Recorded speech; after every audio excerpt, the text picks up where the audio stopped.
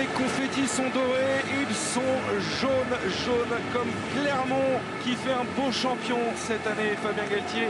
Et on va le répéter, franchement, eux ont dit qu'ils avaient douté tout au long du match. Nous, en tant que commentateurs, on peut dire qu'on n'a jamais senti Perpignan capable de renverser la vapeur. Ouais, mais c'est intéressant, quand il dit on a douté, ça veut dire qu'ils sont restés dans le présent, ils sont restés dans le match, ils n'ont pas lâché.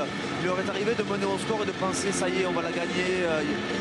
Les autres ne l'ont jamais gagné. Ils n'étaient pas restés dans le présent là, ils sont restés vraiment concentrés sur leur tâche.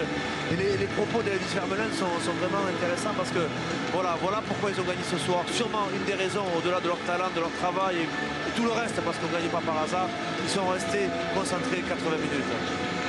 Ce bouclier tout beau, tout neuf, parce qu'il a été refait pour l'occasion de cette finale, parce qu'il avait tellement bourlingué l'année dernière dans toute la Catalogne qu'il était revenu cabossé. On ne pouvait pas le présenter franchement de manière très décente aux joueurs de Clermont, et il est tout beau, tout neuf. Et évidemment le dépit sur le banc des Catalans avec Planté, avec Jacques Brunel, le regard dans le vide, mais lui aussi a accompli un travail énorme du côté de Perpignan. Ils ont eu leur moment de joie l'an dernier. Cette fois-ci, c'est au tour de Clermont. C'est aussi ça, le sport, parfois.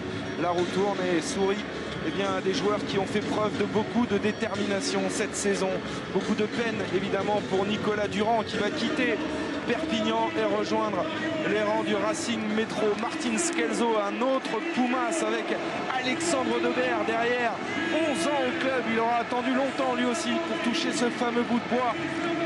On va vous retransmettre ça demain, évidemment, tout au long de l'émission Stade 2 qui sera dans la foulée de Roland Garros, parce qu'on a suivi un petit peu dans les coulisses, dans les travées de ce stade, tout ce qui s'est passé ce soir avec notamment Jacques Rougerie, le père d'Aurélien, qui était là. On l'a suivi ce soir. On va remercier évidemment tous ceux qui ont contribué à faire cette magnifique saison pour le rugby sur les antennes de France Télévisions. Je parle de Jean-Marc Lénoret, de Fred Godard aussi à la réalisation, Eric Derken, Jean-François Kerker, Cathy Soie. Je vais en oublier, mais on vous remercie tous pour cette magnifique saison. Je vais vous remercier, vous, Fabien Galtier. Merci à vous. Merci beaucoup.